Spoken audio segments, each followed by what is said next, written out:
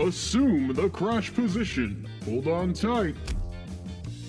It's Kabox, where products and boxes collide.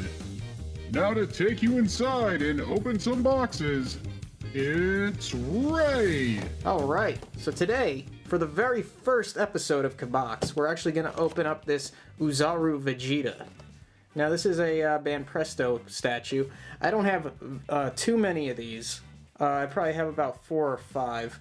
I like them. They're pretty cool. I actually picked this one in up in Japan for about 1,500 yen.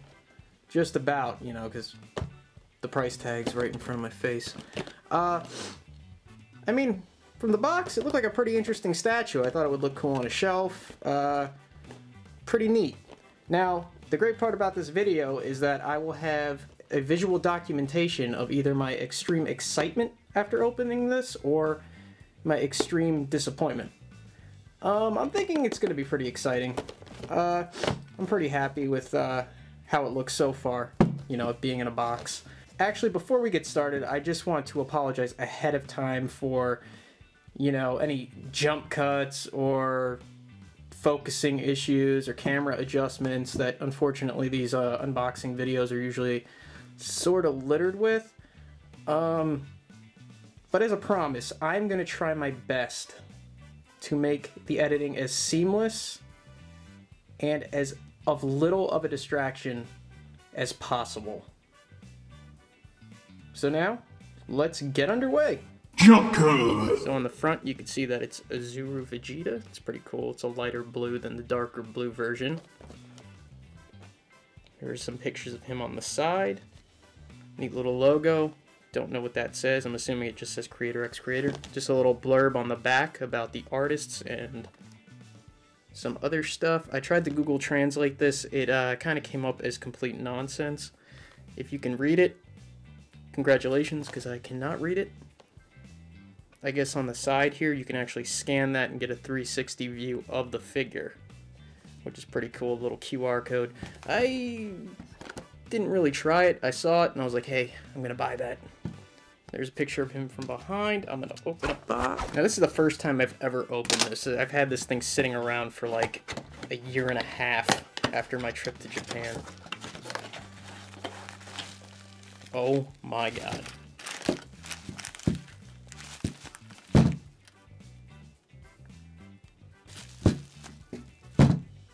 No, I'm just kidding. You gotta put it together. So there's his tail, his 2 jacked ass arms. Looks like a little stand here for it. As we can tell, it doesn't stand too well by itself. But hey, it's a really cool looking statue, so I guess that's cool.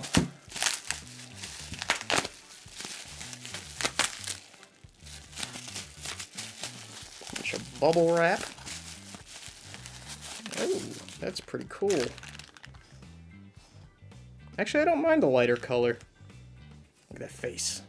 Brrr. A little detail in the hair. You can see the little waves. It looks like a little paint scuff at the end, but it's pretty cool. See little tears in the clothes. There's his tail hole. Very detailed. I actually wasn't expecting it to be this detailed. Let's put its limbs on and see what it looks like. There's a tail. There's its stand, there's its left arm, and hopefully this is a right arm. Let's see. I think that's in there right. No, it's not in there right. His arm is dislocated. Let's see. Oh, they actually marked R on there. That's helpful. I cannot get this arm in the hole. Would help if I didn't have to reach around the camera.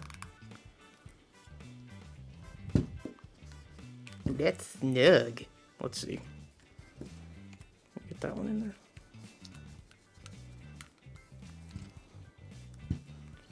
Try to get it in there. Oh, that is pretty freaking cool. Let's see.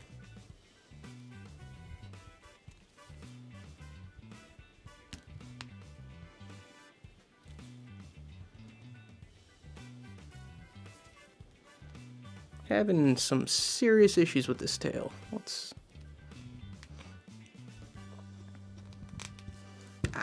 There it is. Yeah, this is really a cool figure. It's got a lot of detail.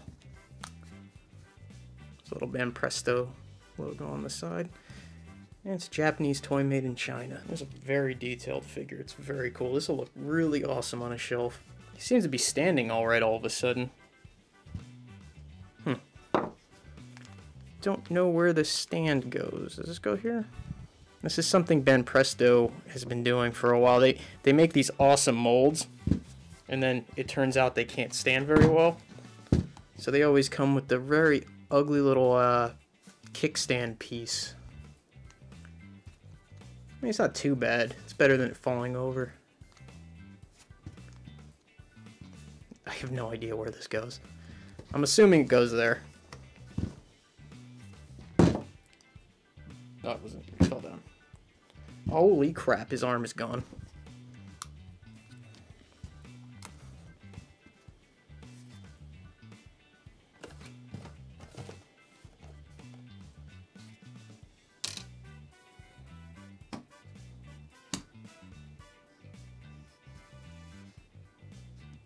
Actually, it works better as a little kickstand on his tail, surprisingly. There we go. It's a very cool figure, just at this angle where the camera is, it doesn't look very good because you can't really get the full angle of his face.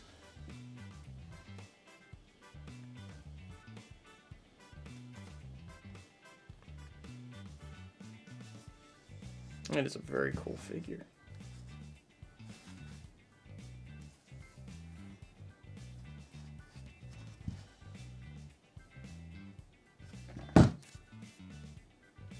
It's weird, yeah.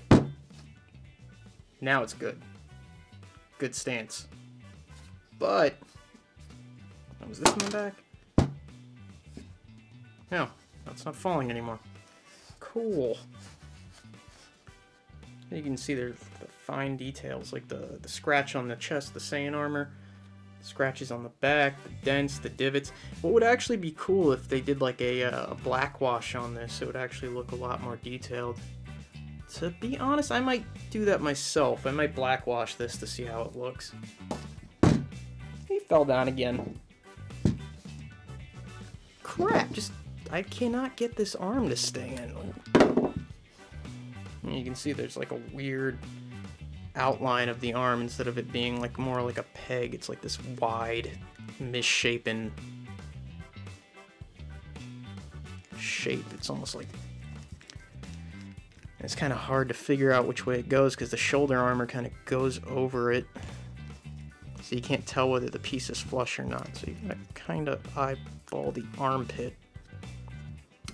That might be the last time I ever say that. Oh, there we go. I think I got it.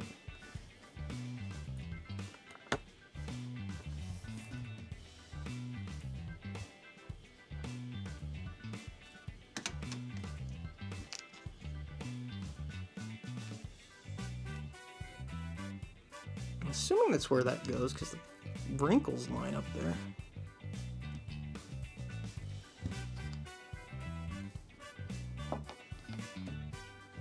I would have much preferred this looking like a rock or something because it's baby blue. It kind of stands out, even though he's kind of baby blue, but still.